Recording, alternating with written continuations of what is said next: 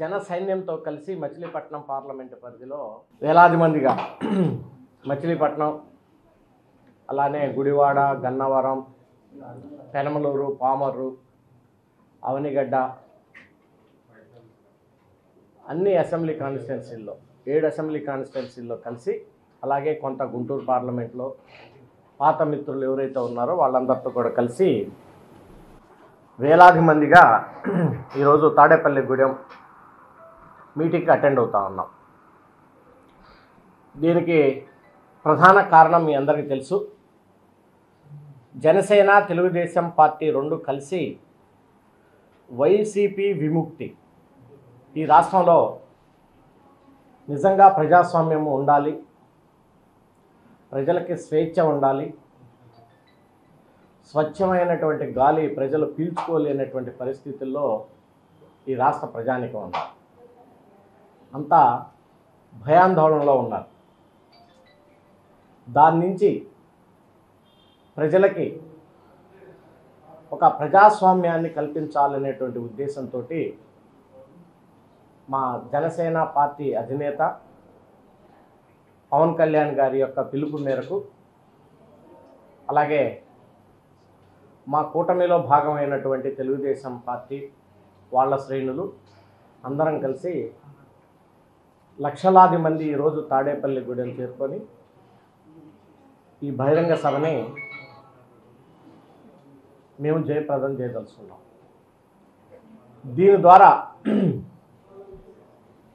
జన సైన్యం ఇచ్చేటువంటి సందేశం ఏంటంటే, మేమందరం కూడా మా పార్టీ అధ్యక్షులు పవన్ కళ్యాణ్ గారికి అండగా ఉంటారు. వైసీపీని విముక్తి చేయటంలో, వచ్చే ఎన్నికల్లో వైసీపీని ఇంటికి పంపించడంలో పవన్ కళ్యాణ్ గారు ఏ రకమైన నిర్ణయం తీసుకున్నా వాటన్నిటికీ ఒక జన సైన్యంగా మేమందరం కూడా కట్టుబడి ఉంటాం. మనందరం చూస్తూనే ఉన్నాం, ఈ రాష్ట్రంలో అభివృద్ధి అనేది మనం ఇంతవరకు చూడలేదు.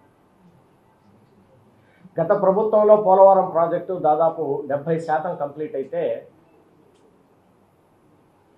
వైసీపీ ప్రభుత్వం ఏర్పడి దాదాపు 5 సంవత్సరాలు పూర్తి కావస్తున్నా ఈవెన్ 5% కూడా దాన్ని అడిషనల్గా కంప్లీట్ చేయలేదు. దాని మీద ఒక డెసిషన్స్కి రాలేదు ఇంతవరకు, అసలు ఆ ప్రాజెక్ట్ని ఎలా ముందుకు తీసుకెళ్లాల్సింది అనేది. అదే రకంగా రాష్ట్రంలో రోడ్ల పరిస్థితి చూస్తే చాలా దారుణంగా ఉన్నాయి. మాది తీర ప్రాంతం మచిలీపట్నం. కేంద్ర ప్రభుత్వం నుంచి జలజీవన్ మిషన్ నుంచి దాదాపు 200 కోట్ల రూపాయల పైన నేను కేంద్ర ప్రభుత్వం డబ్బులు తీసుకొచ్చిన దాన్ని మ్యాచింగ్ గ్రాంట్ ఇచ్చి ఇంతవరకు దాన్ని పనులు ప్రారంభించటం లేదు. సో ఇవన్నీ చూస్తే వైసీపీని ఇంటికి పంపించడానికి ప్రజలు సిద్ధంగా ఉన్నారు. డెఫినెట్గా జనసేన, తెలుగుదేశం పార్టీ కూటమి అధికారంలోకి రాబోతా ఉంది, అందులో ఎలాంటి డౌటు లేదు. ప్రధానంగా నా మచిలీపట్నం పార్లమెంట్లో నేను ఇచ్చినటువంటి వాగ్దానాలన్నింటినీ దాదాపుగా కంప్లీట్ చేశాం ఒక పార్లమెంట్ సభ్యుడిగా. ఇప్పుడు కొత్తగా మచిలీపట్నం రేపల్లె రైల్వే లైన్ రాబోయేటువంటి 5 సంవత్సరాల్లో గ్యారెంటీగా కంప్లీట్ చేస్తాం. దాని నుంచి ఆల్రెడీ ఢిల్లీలో ఉన్నటువంటి పెద్దలందరినీ, సంబంధిత అధికారుల్ని అందరినీ కలిశాను. ఇప్పుడు మచిలీపట్నం పోర్టు ఏదైతే డెవలప్ అవుతుందో ఆ డిపిఆర్ని మరలా ఈ పోర్టు ప్రాజెక్టును కూడా ఆ డిపిఆర్లో చేర్చి, ఈ రైల్వే ప్రాజెక్టును కూడా ఆ పోర్టు డిపిఆర్లో చేర్చి, సో మచిలీపట్నం నుంచి రేపల్లె లైను దివిసీమ ప్రజానికానికి, అవనిగడ్డ ప్రజానికానికి ఇది ఎప్పటి నుంచో తీరనటువంటి కోరిక. అలాగనే ఇటుపక్క రేపల్లె ఆ కనెక్టివిటీ ఉంటే బ్రహ్మాండంగా ఉంటుంది. సో రాబోయే 5 సంవత్సరాల్లో ఇది ఒక పెద్ద ప్రాజెక్టుగా, అదే రకంగా మనకి గుడివాడ నుంచి కంకిపాడుకి, ఇప్పుడు మన విజయవాడ నుంచి గుడివాడ వెళ్ళాలంటే చాలా లాంగ్ డిస్టెన్స్ అవుతుంది. దాన్ని కొత్తగా ఒక 20 కిలోమీటర్ల గ్రీన్ఫీల్డ్ ప్రాజెక్ట్ని ఎన్నుకున్నాం. డిస్టెన్స్ దాదాపు ఒక 20 కిలోమీటర్లు తగ్గింది. దాన్ని కూడా కంప్లీట్ చేస్తాం.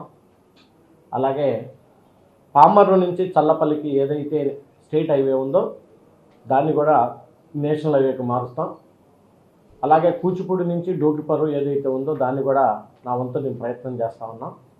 ఇవన్నీ 3-4 నేషనల్ హైవేకి సంబంధించినటువంటి ప్రాజెక్టులు ఉన్నాయి.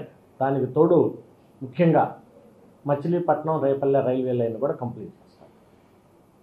సో నేను మా జన సైన్యాన్ని, ఎవరైతే వైసీపీ పార్టీని వ్యతిరేకిస్తూ వాళ్ళ చేసేటువంటి అరాచకాలను తట్టుకోలేకుండా ప్రజానికి ఉన్నారో వాళ్ళందరినీ కూడా మేము రిక్వెస్ట్ చేస్తూ ఉన్నాం.